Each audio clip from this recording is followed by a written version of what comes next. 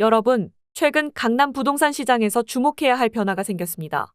강남구 일부 지역의 토지거래 허가구역이 해제되면서 매매 절차가 이전보다 수월해졌습니다.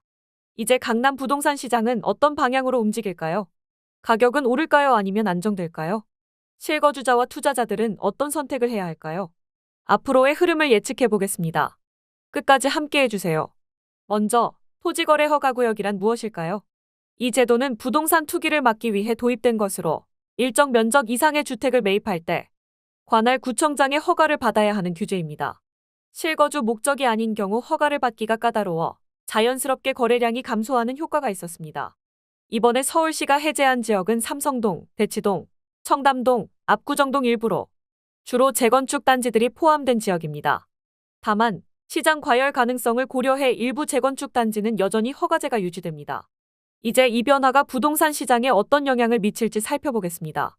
이전보다 거래가 활발해질 가능성이 있습니다. 허가 절차 없이 매입할 수 있게 되면서 매수자 간 거래가 원활해질 것으로 보입니다. 과거 유사한 사례를 보면 규제 완화 이후 단기적으로 거래량 증가와 함께 일부 지역에서 호가가 오르기도 했습니다. 하지만 부동산 시장은 대출 규제, 금리 수준, 경제 상황 등 여러 요인에 따라 영향을 받기 때문에 무조건적인 상승을 예측하기는 어렵습니다. 허가제 적용으로 인해 그동안 거래를 망설였던 실거주자들이 적극적으로 매수에 나설 가능성이 있습니다. 반면 투자자의 경우 대출 규제와 자금 조달 여건을 고려해야 하므로 신중한 접근이 필요합니다.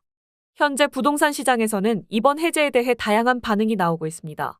일부 지역에서는 매물이 회수되거나 호가가 조정되는 움직임이 나타나고 있습니다. 그러면 실거주자와 투자자는 어떻게 대응해야 할까요?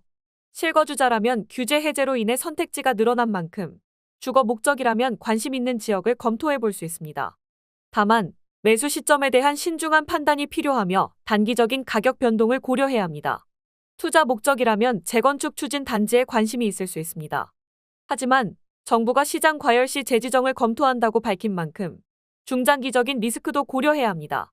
금리와 대출 규제 역시 주요 변수이므로 재무적 여건을 충분히 검토한 후 접근하는 것이 중요합니다. 서울시의 이번 결정은 강남 부동산 시장에 새로운 변화를 가져올 것으로 예상됩니다. 거래가 활발해질 가능성이 있지만 시장의 여러 변수를 고려할 필요가 있습니다. 정부 정책과 경제 상황에 따라 앞으로의 방향이 달라질 수 있으므로 신중한 판단이 중요합니다. 여러분은 이번 변화를 어떻게 보시나요?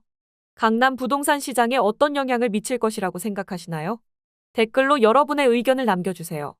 오늘 영상이 도움이 되셨다면 좋아요와 구독 부탁드립니다. 다음 영상에서 더 유익한 부동산 정보로 찾아뵙겠습니다. GPT였습니다. 감사합니다.